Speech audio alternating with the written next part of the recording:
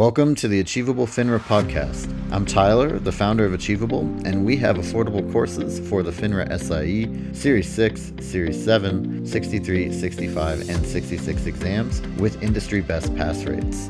Each Achievable course includes everything you need to pass the first time. A full textbook, videos on key topics, thousands of questions backed by our memory-enhancing algorithm, and full-length practice exams. You can try it out for free at achievable.me. And if you like it, use the code podcast to get you 10% off at checkout. This podcast was made from a video by Achievable's FINRA course author, Brandon Rith. If you'd like to have the visual aid of a video, please go to Achievable's YouTube channel and search for the video by the same name. Limit orders are one of the 4 primary types of orders that you need to know for the exam.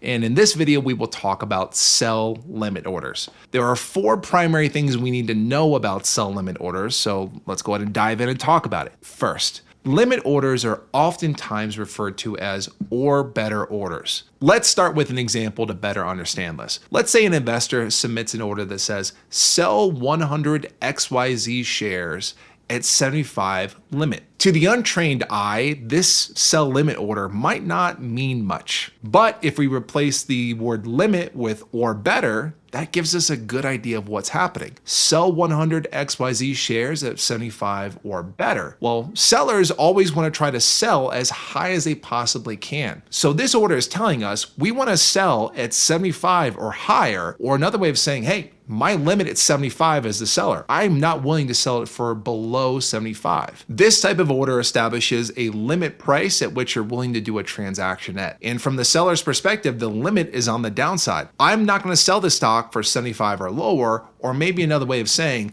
I want to sell the stock for 75 or higher. This helps us transition to the second point, which is the guarantee that limit orders provide. Limit orders guarantee price. And in our example here, the investor that submits this order does not have to worry about their stock being sold for less than 75. They're telling the system, sell my stock for 75 bucks or higher, otherwise don't do the transaction. Usually investors use this type of order to get a better price than what's available, kind of like a greedy type of order. So for example, let's say the market price is currently at $71 per share. If they place a sell limit at 75, and the market price rises up to 75 and then executes, the investor is able to sell the stock at a price that is $4 better than what it originally started at. And if we're talking 100 shares, that's an additional $400 in their pocket by placing a sell limit order. That is the good part about a limit order. You might be able to get a better price if the market moves in the direction that you're expecting. But not everything is good with a limit order. Limit orders do not guarantee execution, which means if the market price doesn't go up to the range that we think it's going to go, the order just never goes through. Back to our example. Let's say the market price is at 71. The investor places a sell 100 shares at 75 limit. What if the market price, instead of going up,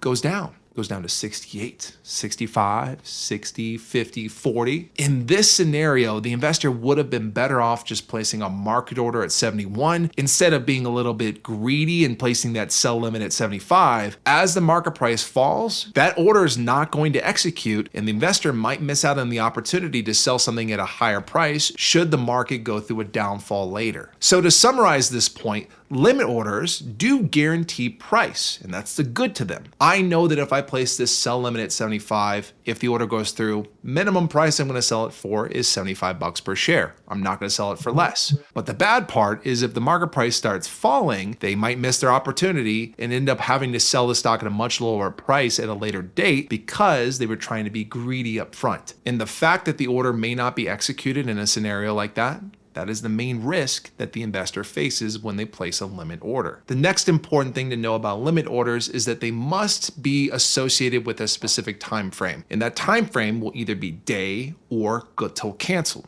We call that GTC. A day order is exactly what it sounds like. If this order doesn't go through by the end of the day, cancel it. Let's just move on. GTC orders allow investors to submit orders that may be in place for several days or weeks or maybe even months. Orders with a GTC time frame tell the system, keep this order in place until the order actually executes or until it is canceled, whichever comes first. The last important part for limit orders is understanding the acronym SLOBs over BLISS. If you feel really comfortable with how sell limit orders work based upon what we just talked about, great, you can answer all the questions using that knowledge. Or you can use this acronym-based shortcut SLOBs over BLISS. SL stands for sell limit, BS is buy stop, BL is buy limit, and SS is sell stop. And by the way, the O and the I don't mean anything. Just there to make a word. The way we use this is we just have to identify what type of order we're dealing with. We've been looking at sell limits in this video. SLOBs, and specifically SL,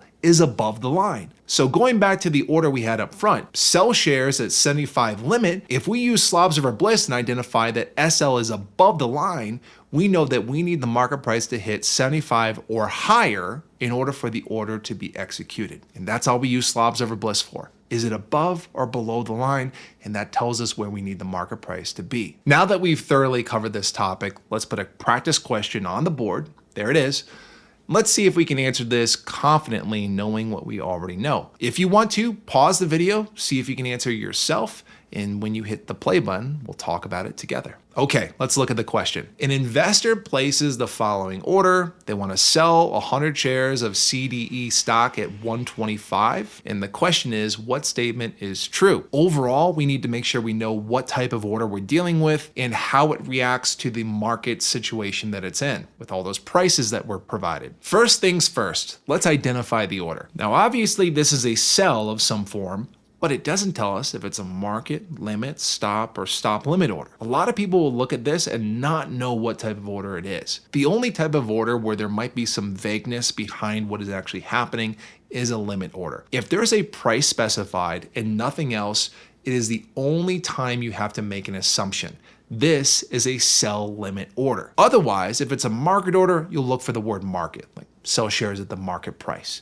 If it's a stop order, you'll see the word stop. If it's a stop limit order, you'll see the words stop limit. Again, if we see a price specified and nothing else, we have to assume this is a limit order. So we have a sell limit at 125 here. The easiest way to answer this question is by using our friend SLOBs over BLISS. This is a sell limit order. SL is above the line, so that tells us we need the market price to be at or above 125 for this order to be executed. Now that we know what we're looking for, we'll go to the prices they specify. We read these prices from left to right, basically assuming they're in chronological order, and the first time we see 125 or above, the order executes, goes through, and that will be our answer. 123 is not 125 or above. 122 is not 125 or above, nor is 124 125 or above. But 125 is 125 or above. Something I want to point out is that key word, or. When we go back to SLOBs over BLISS and think, okay, SL is above the line, that doesn't necessarily mean that the market price has to be above the price specified. If you've heard me talk about this, I always use the word or. We need to see the market price of 125 or above for this order to be executed. And 125 is 125 or above. So sure enough, this order will execute at 125. Now, real quick, two of the answers below reference the word trigger. If you've been through the stop section in the achievable material, you may have learned a little bit about a trigger or an elect function. That is something that we see with stop orders only. Stops, stop limits, that's it. But if it's just a limit order, there is no trigger. There is no election. We're just looking for the price, 125 or above, and the first time we see it, the order goes through, which is why the answer is that it executes at 125.